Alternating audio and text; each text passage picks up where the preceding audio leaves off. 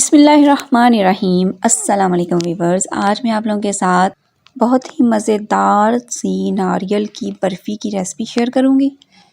तो इधर मैंने ले लिया है नारियल, ये 4 नारियल थे, इनको ग्रेट कर लिया है और ग्रेट करने के बाद इसे एक बर्तन में डाल दिया है और उसमें दूध डाल दिया है।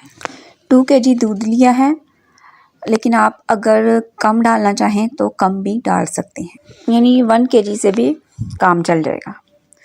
तो इसको अब ड्राई करना है, पकाना शुरू कर देना है। इतना पकाना है कि ये बिल्कुल ड्राई हो जाए और सिर्फ नारियल बच जाए।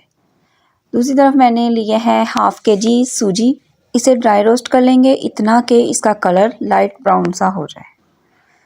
तब तक हमें इसे मुसलसल चलाए जाना है, क्योंकि ये बहुत जल्दी जल जाती है, तो इसलिए चम्मच जो है वो रोकना नहीं है। इधर ये इसका कलर थोड़ा सा ब्राउन हो चुका है, तो बस फिर हमने फ्लेम ऑफ कर देना है। दूसरी तरफ जो दूध और नारियल हमने पकने को रखा था, ये देखें दूध बिल्कुल ड्राई हो चुका है और ये इस फॉर्म में आ चुका है। तो अब हमने इसमें घी शामिल करना है। आप चाहें देसी घी शामिल कर लें, कुकिंग ऑयल कर लें, या कोई सा भी जो भी आप करना चाहें, लेकिन जस्ट 2 टेबलस्पून ही इसमें जाएगा। और इसको अच्छे तरीके से अब भून लेना है, तकरीबन 10 मिनट के लिए ही। 10 मिनट में ये तैयार हो जाएगा।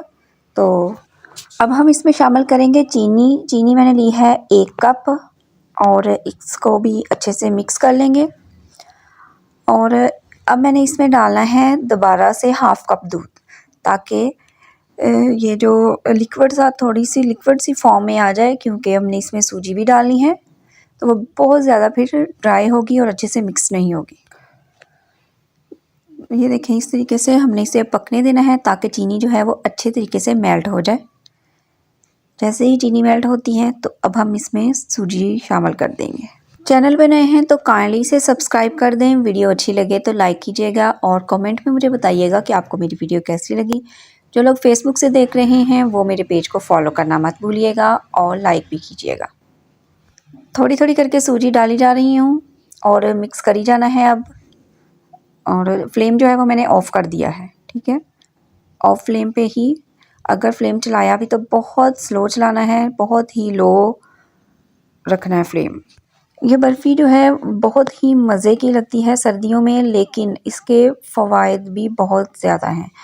तो ये बहुत ही ताकत देती है, दिमाग के लिए बहुत ही अच्छी है।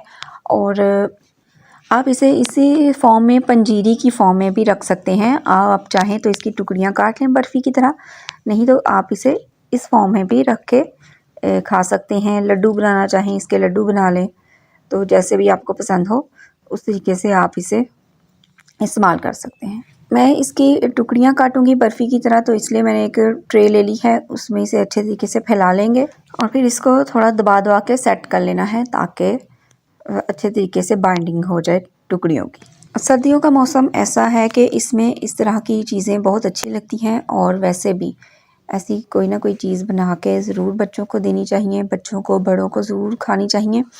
तो इससे ये होगा कि बॉडी पे बहुत अच्छा इफ़ेक्ट पड़ता है। सारा साल हम गर्म चीज़ें नहीं खा सकते, लेकिन इस मौसम में आप जो मर्ज़ी खाएं, आपको फ़ायदा ही होगा ऐसी चीज़ों का।